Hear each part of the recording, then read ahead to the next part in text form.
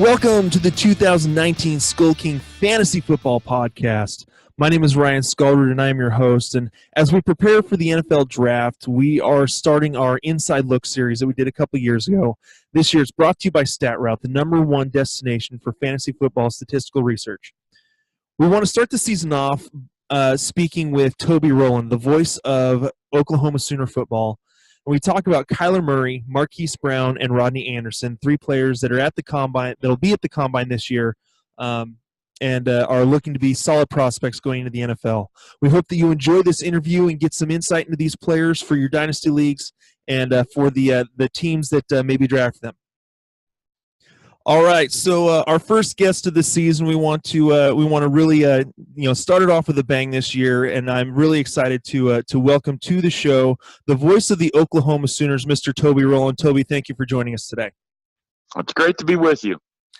All right, so we the voice of the Oklahoma Sooners, you've got a chance to see the three players we're talking about today, Kyler Murray, Marquise Brown, and Rodney Anderson. And we're going to start off with the Heisman Trophy candidate, and I think it's very serendipitous, I guess you could say, that we're doing this interview just a couple days after he officially announced that he is fully committing to going into the NFL. Just kind of, what are some of your thoughts on Kyler and his kind of his football journey? Well, I'm not surprised. I called all of his baseball games at OU as well, and I think he had a chance. And maybe still does, we'll see. But I think he had a chance to be a guy that was a starting center fielder in the major leagues for somebody for a decade and potentially an all-star. I think his ceiling in baseball is incredible. But by watching him up close, I think he really liked baseball, but he loved football. I think that's where his heart was. And, you got to chase that. I think he would have always wondered what could have been if he had decided to go the baseball route. So not a surprising choice that he went the football direction, at least for now anyway. He's an incredible talent. He's a unique talent at his size. I think that he's going to and is giving NFL GMs a bit of a migraine headache trying to figure out exactly what he's going to be in the NFL. So it's been fun. He shocked me last year, quite frankly. I thought he would be good as a quarterback. I thought he was a better thrower of the football than people realize, and I knew his legs would give teams fits. But his accuracy, his poise, maturity blew me away. I didn't expect him to come anywhere close to putting up the kind of year that Baker Mayfield had, much less maybe statistically better in several ways. So he's a remarkable talent, and I like the rest of you. Can't wait to see what he does at the next level. Yeah, absolutely. You mentioned his size. The official measurements I've got from him off the NFL Combine site is that he's 5'10", 195. Is that right about where Oklahoma has him? Yeah, I think that's what he's listed as, 5'10". I think he'll measure right at that, probably within a quarter of an inch either way of the 5'10" mark. I've stood next to him. I don't feel like I'm 6 foot even. I don't feel like I'm that much taller than him, but I think he's probably going to be right at 5'10". Okay. His agent says he's bulked up a little bit and might be more like 205 now, but the height's what everybody's worried about, and he's going to be somewhere between 5'9.5" and 5'10.25" would be my guess. Okay, you mentioned the statistical season. Just looking at that, 4,300 passing yards, 42 passing touchdowns, only 7 interceptions, 1,000 rushing yards, 12 TDs. You talked about his athleticism, and one of the comparisons that I've seen all over the place is a guy from my hometown team, the Seahawks, is Russell Wilson. And I think the main difference, you talked about Murray's, he's elusive, or his elusiveness running the ball and his surprising accuracy when it comes to throwing the ball. I think that's one thing that people underestimated about Russell Wilson was his accuracy, especially throwing the deep ball, which going through Kyler Murray's tape, his ability to put the ball in stride on receivers, going deep, especially with someone like Marquise Brown, who is an absolute burner. I think is a phenomenal talent that just simply can't be taught. Yeah, and he's got a big arm too. It's hard for you could see the baseball player in him come out at times. He'll have creative sidearm throws in traffic to get it around.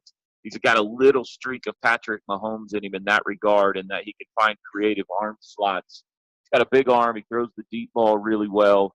I think the comparison with Russell Wilson is the best we have, and he could. I mean, listen, if he could have the kind of career Russell's had, he'd take it in a heartbeat. I don't know if he'll be that or not, but I think he's the closest comparison that you can make to anybody in the NFL right now.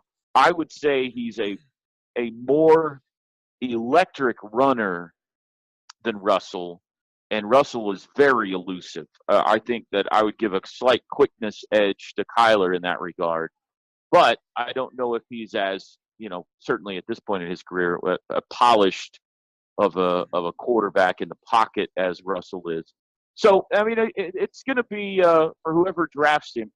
I think you've got to build your offense around this guy. This isn't just a guy that you drop in your offense and say, all right, pick up where our 6'3" pocket passer left off. His unique set of skills kind of begs you to build the offense around him. And to Lincoln Riley's credit, he did that last year. There was some zone read option in the Oklahoma offense where they would just, say, you go get some yards with your legs, but not a ton. For the most part, he was in the pocket, in the shotgun, and was surveying the field looking for guys to throw the ball to. And if he couldn't find someone or the protection broke down, then he would take off. So it wasn't like he was a run-first quarterback by any means. Anybody who watched Oklahoma play knew that his first idea was to try to find Hollywood or CD Lamb or one of his big tight ends. And if it didn't happen, then he'd take off and see if he could make some magic with his legs. Yeah, I think that comparing in that back and forth between Murray and Wilson, I think that Wilson has always been criticized, at least up here in Seattle, that he waits too long. That he's before taking off, he waits for that big home run. He's always looking out for his wide receivers and doesn't take off when he probably could. And I think that Kyler Murray, especially in the college game, showed that he was able to do that very well. Finally decide, okay, we're going. And again, he has, I think, I agree with you that he has that quick twitch a little bit more than Russell. While Russell's very elusive, Russell also has about 20 pounds on Kyler Murray. And so I think that if Murray can learn to not take the big hits, use that elusiveness and do what Russell has done, because Russell has not taken that many big shots in his career because of that elusiveness. I think that'll really help Kyler, possibly have an extensive career in the league. It's a good point. He was good this year at sliding when in danger. And again, you could see that baseball background. So he was pretty good at getting down and getting out of bounds. He took a couple of big knocks against Alabama in the bowl game.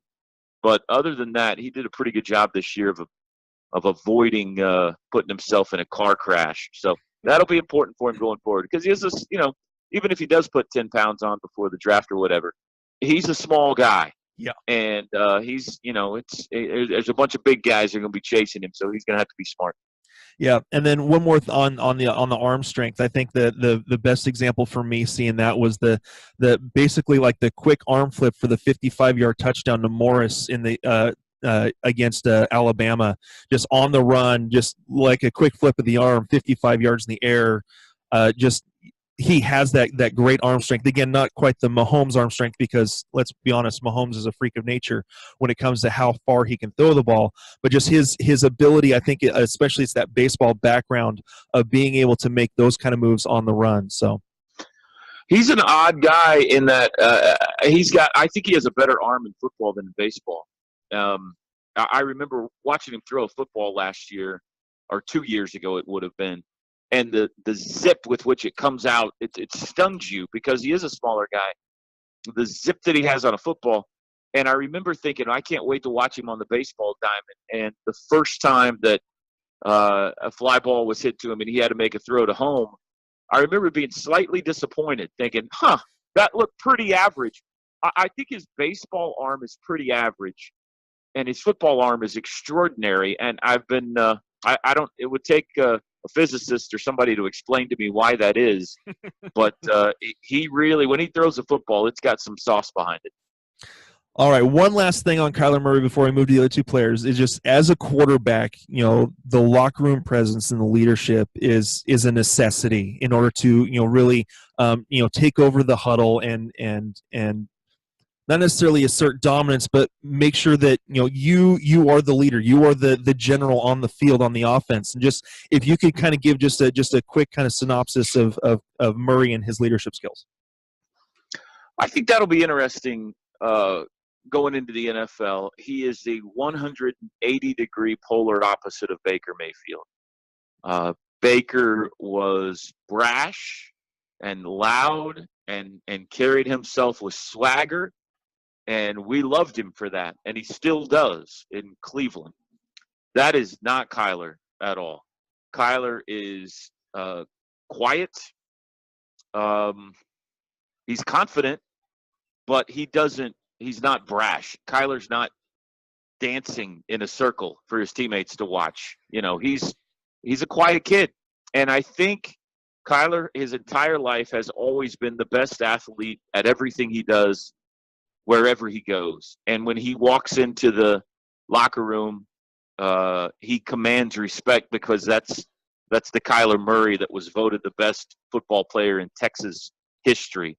That's the Kyler Murray that was drafted in the top 10 in the baseball draft. He's always been the Kyler Murray. And that's how he kind of led, because he carried an aura with him.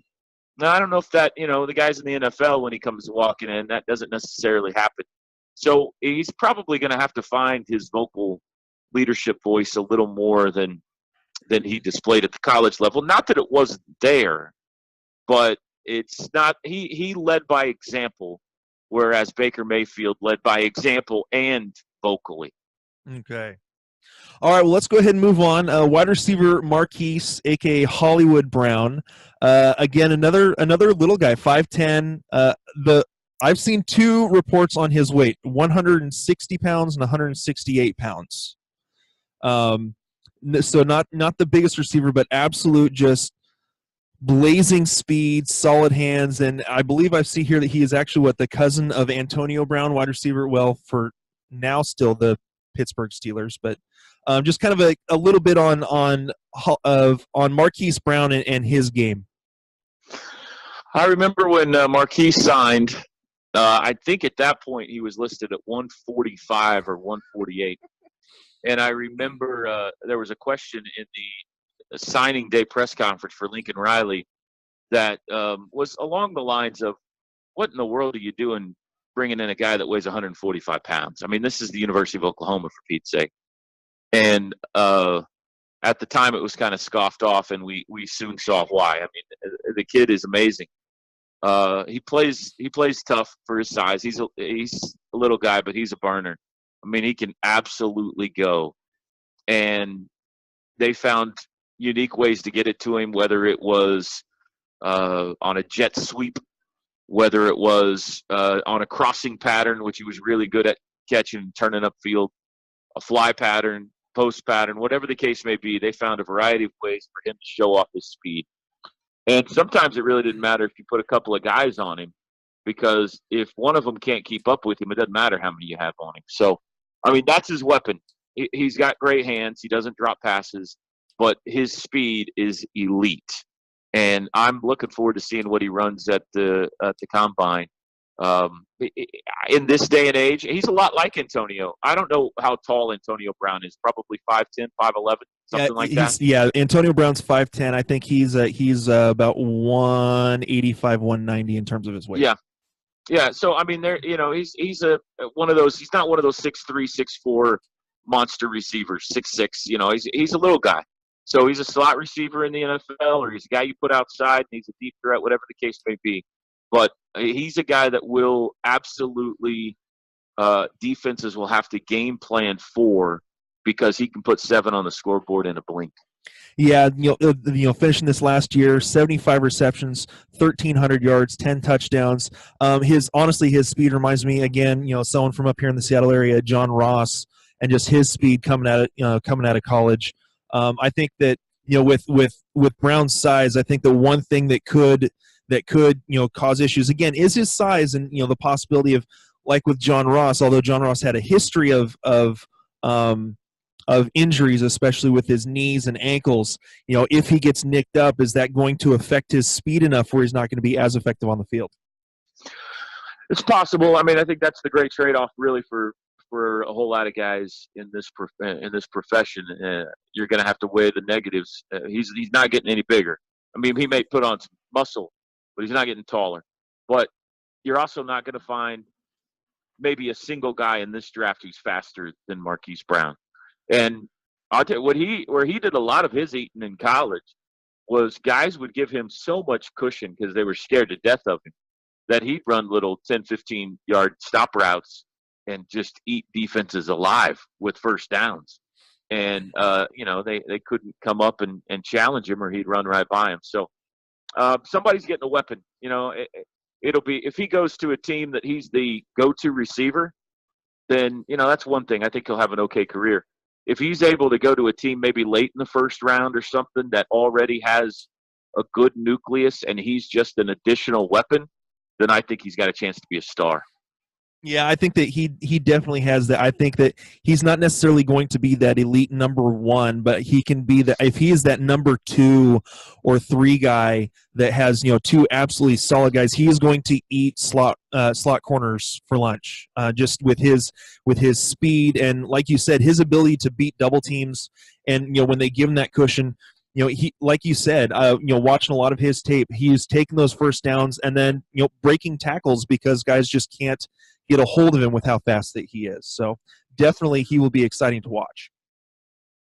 I agree completely. The crossing route is something that OU ran all year long to him, and he'd have poor linebackers chasing him across the middle or whatever that didn't have a chance. So we'll see. I think he's a first-round talent for sure. All right, and then last but not least, I want to go to Rodney Anderson. Now, this is a guy who's, let's be honest, has been a bit injury plagued. 3 out of the last 4 seasons he has not finished because of injury. I think he only played in 2 games in 2018. But looking at his 2017 numbers and his tape, 188 carries, over 1,100 yards, 13 rushing touchdowns, plus 17 receptions, almost 300 yards receiving, and 5 receiving touchdowns. He's a very dynamic talent if he can stay on the field. Well, there's no doubt about that. This is a guy who kind of came out of nowhere 2 years ago. He was playing behind, or he was sitting behind, Samaje Perine and Joe Mixon. And injuries were a big part of his early career. And 2 years ago, he wasn't the first back. He was getting just 2 or 3 carries a game, and about halfway through the season, they started to feature him a little more, and he exploded. And the second half of the season, you could argue he was the best running back in the country. He went for over 200 yards against Georgia in the Rose Bowl, and he started this year like a house on fire as well. But you got to consider the red flags that the injuries do present, and there have been a variety of them throughout his career. And for a running back, that's a concern. He brings a lot to the table. He's got size. He runs through trash exceptionally well. He churns his legs with the best of them, and just keeps churning. He's got speed in the open field to run away from defensive backs. And he gives you, at point of contact, a very small target to aim at. Teddy Lehman is my color analyst on the Sooner Radio Network, the former Butkus award-winning linebacker who went on to play in the NFL. And that's the thing that he always found remarkable about Rodney, is that he is able to get so low to the ground that there's really nothing for a defender to aim at when they're coming to try to tackle him. For a big guy, he said, it's unlike anybody he's seen. Now, you see some bowling ball running backs that have that as a trait, but Rodney's not a little guy. And so I think he's got a lot going for him. He breaks tackles. He's shifty enough. He's got breakaway speed. He's got good size. He can be an every down back. He catches the ball well. You don't have to take him off the field on third downs. The only real question about him is health, and it's a big one. Yeah, looking at his tape, just some of my notes, willing to drop his shoulder. He's willing to attack linebacker, not just defensive backs, but actually go into a linebacker. He falls forward. Great. Again, you mentioned the 3-down potential. He has great hands out of the backfield and his shiftiness out of the backfield that way. One of the things that really caught my eye is he is very patient following his blocks. He allows running lanes to develop at the line of scrimmage, and downfield he allows his wide receivers to set up their blocks. He gives them a chance to set up their blocks so that he can get the extra yardage. Just his patience and vision, especially not just at the line of scrimmage, but also downfield and allowing his wide receivers to set him up a little more, I think is again, like we said with Kyler, something you can't teach. That's just something that he has in him that is only going to help him in the NFL. It's a great point you make. A lot of running backs, probably the majority of them, when they get the football in the hands, there is an oh my God, I got to run for my life feeling to them. And Rodney understands the game. He understands how a play is supposed to unfold.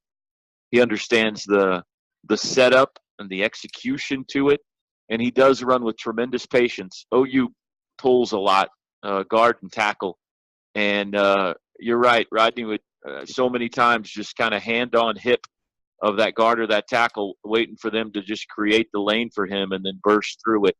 And Oklahoma's had some really good blockers downfield, wide receiver position as well. So I think there is a real knowledge there of football and of the position and of how a play is designed to unfold, and not to panic and get ahead of your skis and feel like that you got to, get out in front of your tacklers. Just let it happen. And I think that's a positive trait for him.